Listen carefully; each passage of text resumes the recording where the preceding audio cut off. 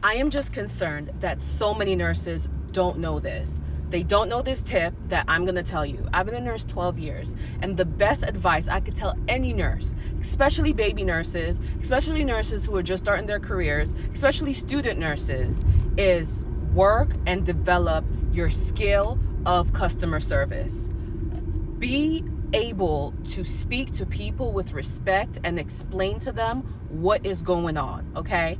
So, my first medication error ever happened when I was approximately 3 months on my own. So, I was a baby nurse myself, right?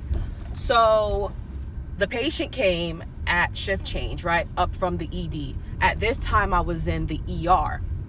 So, my patient came, and in the report, the ER nurse told me that the patient's daughter was flying in, and she spoke to the daughter before her plane took off.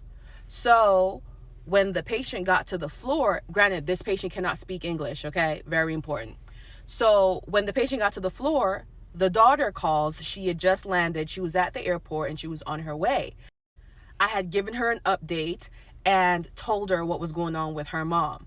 So she felt reassured and she told me she was on her way. So by the time the patient's daughter got there, the patient was settled. I cleaned the patient up. I had tucked her in real nice. She was an NPO, so I gave her a snack and what have you. So the patient, again, cannot speak English. So she's telling her daughter how well I treated her and that I cleaned her up and that I took really good care of her. So the daughter was very happy. Then I went over the details of her plan of care and her diagnoses and just everything that was going on. The daughter was very grateful. I came in several times during my shift and checked on the patient. Very grateful, right? So around 12 o'clock, the tech comes and tell me that the patient's blood pressure is elevated. Maybe around like 180 over 70. Something high, but not crazy, right? So I look at her MAR and I see that the PRN order for high blood pressure is, I think it was like Vasotec.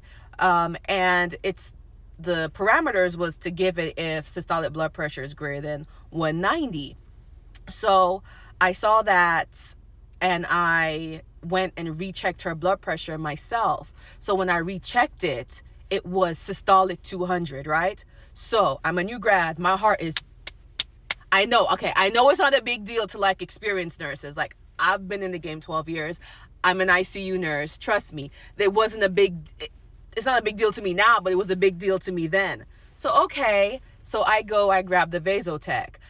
My heart is beating. I don't know why it was such a big deal to me, but it was. So I gave the Vasotec. Then I rechecked her blood pressure in 15 minutes. Blood pressure, systolic 250. This is my heart, okay?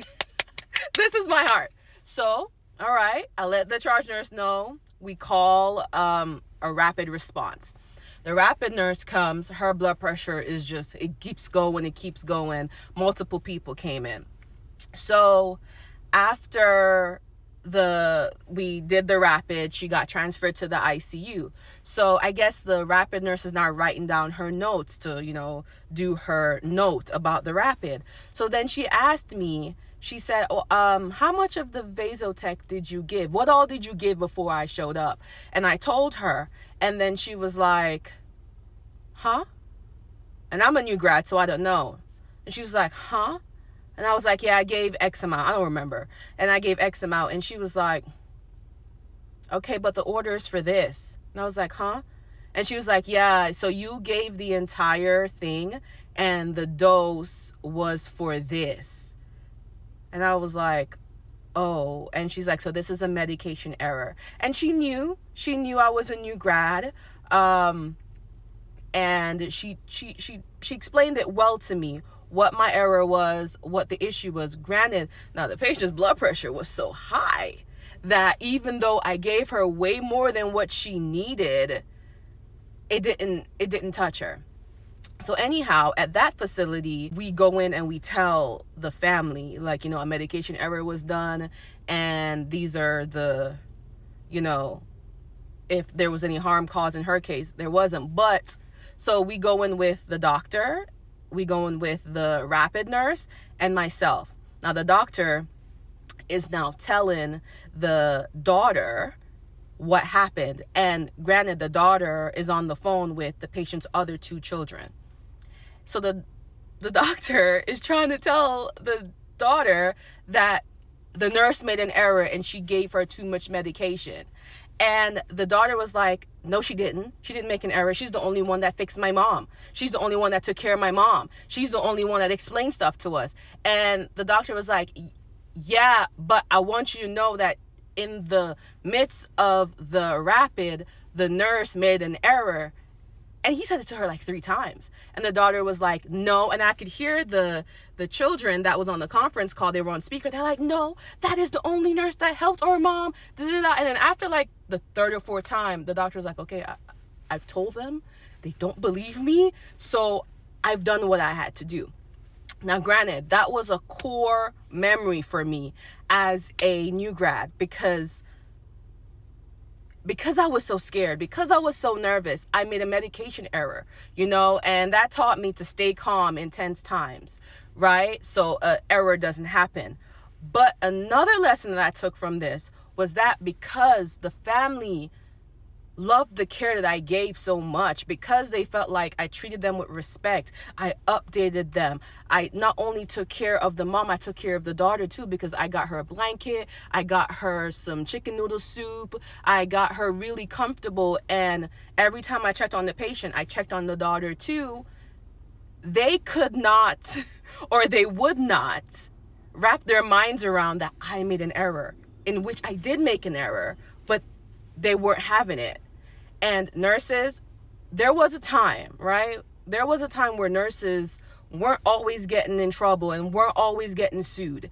And it's because, or like when people would do lawsuits, they would not name the nurse in it. They would name the doctor and they will sue the hospital, but they would not list the nurse. Why? Because nurses were just known to give such great care, so that when they thought of faults and errors, they automatically thought of the doctor and the hospital.